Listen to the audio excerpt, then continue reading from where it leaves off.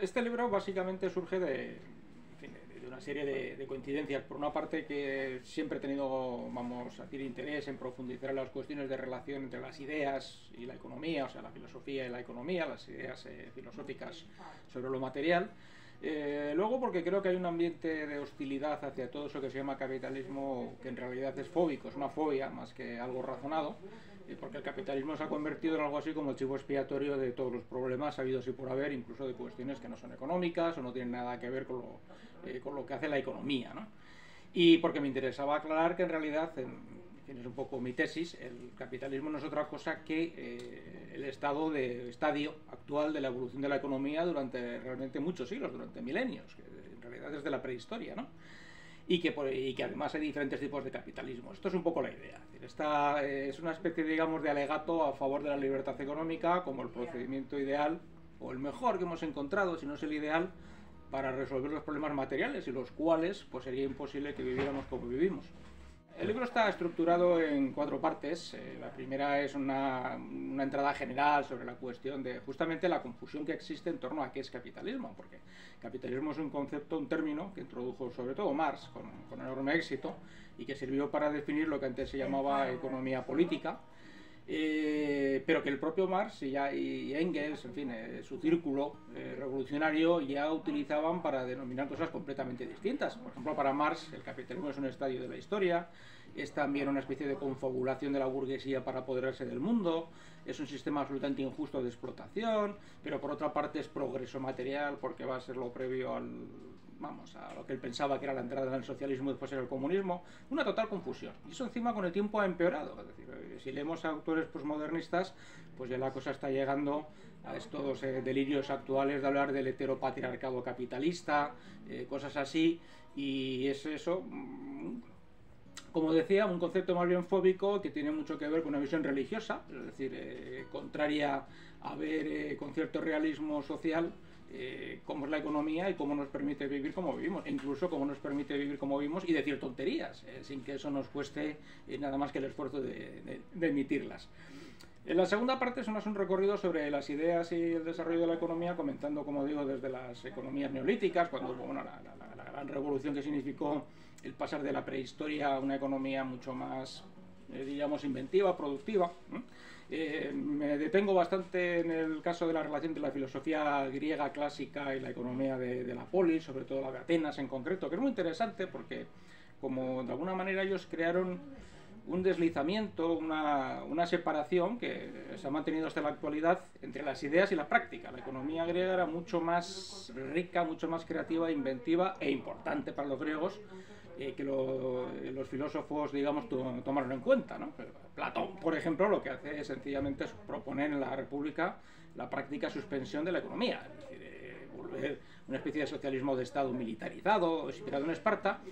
Aristóteles dice cosas ya muy interesantes, pero introdujo, por ejemplo, para que se vea la importancia del asunto, una condena de lo que llamaba la crematística, que era el préstamo, vamos a decir, para invertir en capital, ¿no? Esto luego duró muchísimo tiempo. Es lo interesante, como muchas ideas económicas son mucho más antiguas que las propias prácticas económicas, ¿no? Y bueno, en esa parte también luego hablo de un paso fundamental en dirección al capitalismo, que fue pues el primer imperio global, primero portugués y sobre todo el español, que conectaron directamente Europa con América y Asia, China sobre todo. Y esto fue un paso necesario y muy importante para pasar ya al capitalismo comercial del siglo XVIII y a su vez luego ya a la revolución industrial. Es un proceso, es conocido. Yo simplemente en ese recorrido que he hecho lo que he intentado hacer, que quizás sea más novedoso, es que se vea la relación entre ideas, instituciones y desarrollo de la economía, ¿no? Y luego finalmente, bueno, pues el libro concluye con una revisión general de cómo se podría ver el capitalismo sin ideología, es decir, sin condenas a priori ni excesos de entusiasmos ideológicos también de tipo procapitalista desordenados, ¿no? Y atacando una idea que aparece constantemente en el libro, que es que en realidad existe una especie de macro ideología económica o economicismo que comete varios errores y que curiosamente comparten tanto a la derecha como a la izquierda, tanto los comunistas como los ultrafundamentalistas de mercado, ¿no?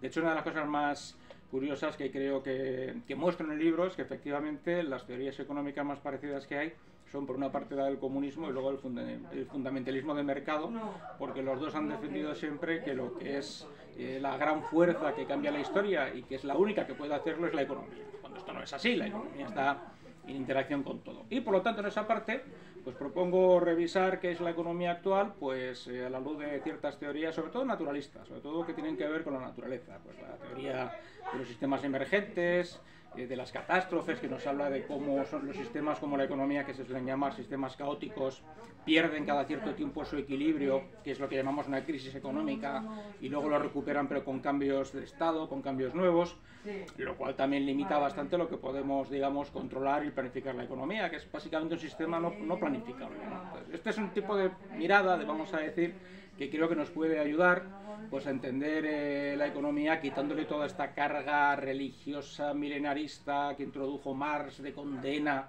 del capitalismo, y una de las cosas más curiosas de los éxitos de Marx, que sin duda tuvo, es que muchos capitalistas en el fondo estaban convencidos de que Marx tenía razón, ¿no? Es decir, que estaban impregnados de su propia visión catastrófica del papel de la economía y del capital. Bueno, y ese es un poco, en resumen, el cometido de este libro, que es un libro, pues eso, bastante gordo, la verdad, y que recorre y toca muchas cosas, porque creo que era interesante, esa ha sido mi intención, ofrecer una síntesis, ¿no? De historia, de ideas y de historia de las ideas, y de realidades económicas, de hechos. En fin, ahora como no, y espero que no volvamos a tener ningún confinamiento, se me va a costar más tiempo, pero estoy con otro libro que bastante paralelo a este, que sería sobre la democracia, con una orientación un poco similar, ¿no? La democracia como ideal político y como sistema real de gobierno y de organización de la sociedad.